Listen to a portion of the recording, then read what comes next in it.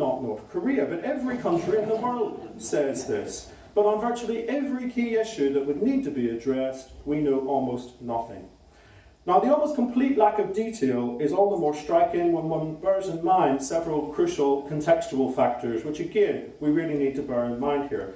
And the first is that the UK cannot simply wish away the inherent problems of international trade, especially the challenge of non-tariff regulatory barriers to trade in goods and services.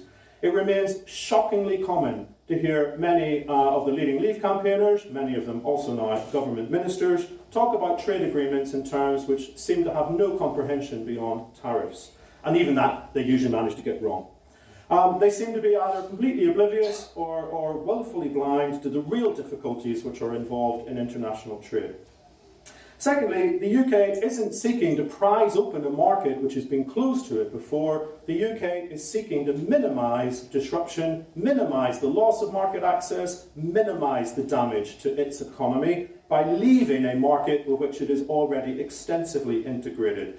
In less than 2 years' time, the regulatory conditions for UK companies to do business across Europe and vice versa will become substantially less favourable than they are at the minute. They will actively create a vast array of trade barriers which we don't have at the moment, and at the very best, that will increase costs for business. At the very worst, it will simply de facto seal off markets which are currently open to us.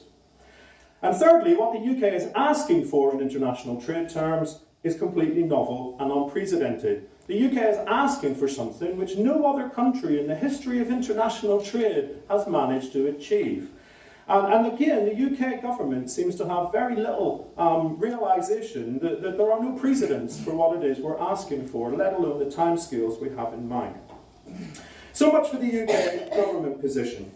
How has the EU then reacted to these demands? Well, the European Council guidelines from April 2017 say a little bit about future trade relations, not very much, because obviously this is something which will only be done in the future. The EU welcomes and shares the desire for a close partnership, stresses that it obviously can't offer the same benefits as membership, but does recognise that there's a common interest in strong and constructive ties. Any trade agreement with the UK should be balanced, it should be ambitious, it should be wide-ranging, but it cannot amount to de facto participation either in the single market as a whole or parts of the single market. It has to ensure a level playing field, it has to contain rules on competition and state aid, it has to safeguard against unfair competition through tax, social, regulatory and other environmental standards.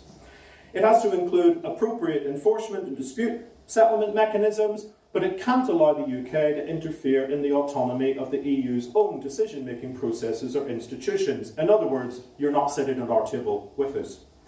And finally, the only bit that wasn't a surprise, but again, not that much of a surprise if you think about it, no agreement between the EU and the UK can apply to Gibraltar without the agreement of Spain. Now, in large part, these principles confirm pretty much what we've all said about EU trade policy for many, many years, because these aren't about the UK, these are about EU trade policy. And the experience of that trade policy throws up another couple of points that we should bear in mind. First of all, formally, being outside the EU makes you look like you have greater regulatory autonomy, greater sovereignty, if you want to put it in those terms. But in practice, if you want to have privileged access to somebody else's market and they're bigger than you are, you have to follow their rules. So the theory of regulatory independence and the reality of regulatory dependence are very different from each other.